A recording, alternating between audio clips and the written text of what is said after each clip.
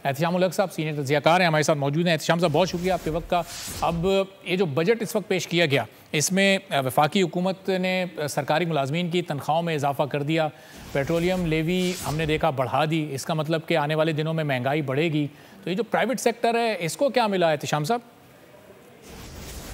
देखिए, private sector को दो चीज़ें ना, एक तो आप इस अंदाज से अगर देख लें, अगर सैलरीड क्लास को देख लें तो उसमें मेरा ख्याल है इसमें खासा एक फ़र्क पड़ेगा। अभी तो स्लैब तय किए जा रहे हैं, उससे लग रहा है कि जिस तरह आप टैक्सों का हुजम बहुत ज़्यादा पिछला रखा गया था, वो अब वैसे तो डिटेल अरबाब आनी है ना, वो कहते हैं डेवल लाइज इन डिटेल। अभी डिटेल पता चलेगी क्योंकि कितने % टैक्स लगे हैं, कितने हज़ार के टैक्स लगे हैं, ये तो अभी पता चलेगा। FDI वाले अभी नहीं बता पा रहे। तो टोटल अगर आप इसको देख लें कि 19,000 ट्रिलियन का बजट है, प्लस का एग्जैक्टली 19,277 का बजट है, जिसमें रेवेन्यू 14,121 है। मतलब 19 ट्रिलियन प्लस के बजट में 14 ट्रिलियन का रेवेन्यू रखा गया। 5 ट्रिलियन का इसमें आप देख लें वो गैप है, वो कैसे पूरा होगा? ज़ाहिर है ये टैक्सों की मद से पूरा होगा। लेकिन जनरली जो कहा जा रहा था अरबाब के कोई रिलीफ कैसे मिलेगा, मेरा ख्याल है देखें ना, एक तो सरकारी मुलाजमीन की तनख्वाहों में इजाफा एंड लॉक कर दिया उन्होंने, 1 से 22 के लिए 10%, पेंशन के लिए 7% रख दिया। और जिस तरीके से फिर आप देख लें प्राइवेट सेक्टर के जो मुलाजमीन हैं उनके लिए भी आप मैच में शामिल हैं, उसमें लग रहा है कि एक खासी उसमें फ़र्क पड़ जाएगा। जो पहले हम देख रहे थे 38% प्लस हमारा टैक्स था, उसमें लगता है कि खासा कमी आएगी। डिटेल जिसके अभी सामने आएंगी।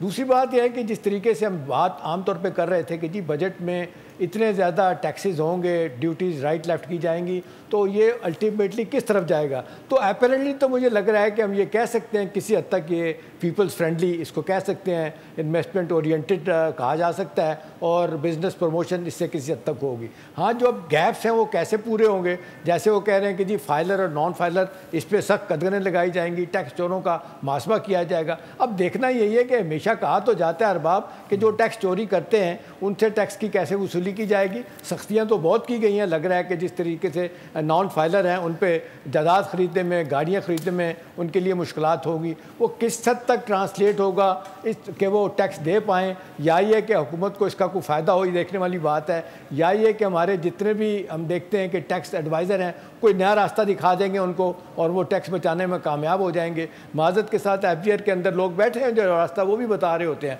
तो जनरली तो यही कहा जा सकता है कि जो ज़्यादा ख़तरा लग रहा था अरबाब के टैक्सों की भरमार होगी, आम आदमी के लिए परेशानी होगी। देखिए कई चीज़ों तो आप देख लें, बेकरी का सामान, बर्तन, मशरूबात, गाड़ियाँ सस्ती किसी हद तक, खाद, फर्नीचर, ये अपना जिसको कहते हैं सस्ता होगा। प्रॉपर्टी में आप देख लें फ़र्क पड़ जाएगा, कीमतें कम हो जाएंगी, कीड़े मार दवाइयाँ हैं, तनख्वाहदार तबके के लिए रिलीफ है। तो मुझे जनरली लग रहा है कि इसमें हुकूमत के लिए टैक्स की आमदनी, नॉन टैक्स की आमदनी, उसमें जो फ़र्क आएगा उसको पूरा करने के लिए हुकूमत कितना है टैक्स लगाती है, ये इसकी डिटेल क्योंकि अरबाब नहीं पता है। अभी आप देख लें, मैं अभी उमर याद से रिपोर्टर से बात कर रहा था, वो कहता है जी सारे लोग बैठे हैं FBR के पास यही पूछने के लिए, बताने के लिए कि भाई हमें बताएं एग्जैक्ट कितने %, कितने हज़ार के टैक्स लगाए गए हैं, क्योंकि जो गैप आ रहा है वो बहुत ज़्यादा है। और फिर इसमें हुकूमत ने अपने अखराजात भी कम नहीं किए, और जिस तरह लग रहा था अखराजात कम होंगे, आप MNAs MPAs के बजट जो है ना उनमें इजाफा कर दिया गया है।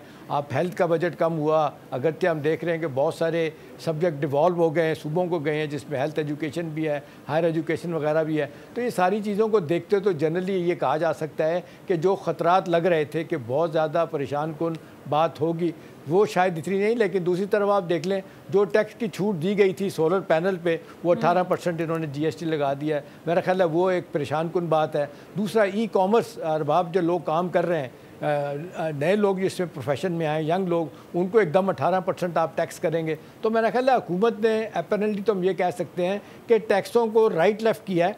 और जो पिछले साल बहुत ज़्यादा तनकीद हो रही थी कि जी आपने सैलरी क्लास को बहुत ज़्यादा, जिसको कहते हैं फसादिया लेके उन पर बहुत ज़्यादा बोझ डाला है, उसको कम करने में मेरा ख्याल है मदद मिलेगी। उन टैक्सों का बोझ जो हम देख रहे हैं वो किसी और तरफ शिफ्ट कर दिया गया, और वो आप चाहे सोलर पैनल से लेंगे और गाड़ियाँ महंगी करके लेंगे, कुछ सस्ती चीज़ें हो जाएंगी, उसका क्या होगा? तो मेरा ख्याल है लॉन्ग वे टू गो। कल तक हमें डिटेल पता चलेंगी, और प्रेस कॉन्फ्रेंस के बाद ही मेरा ख्याल है कल पोस्ट बजट प्रेस कॉन्फ्रेंस में क्या डिटेल्स है। बजट आप बोल रहे हैं एहतिशाम साहब?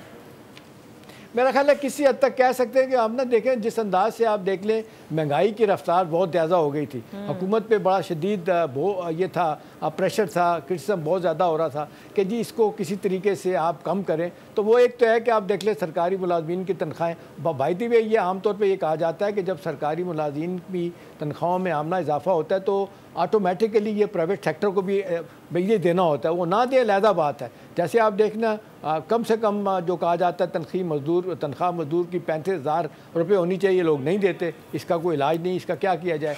तो लगता तो यही है कि इसका फ़ायदा प्राइवेट सेक्टर को भी होगा। अब देखना ये है कि हुकूमत कितनी हिकमत अमली से टैक्सेस को एहतिशाम से आगे पीछे किया गया। सब्सक्राइब करें और बेल दबाएं ताकि कोई खबर रह न जाए।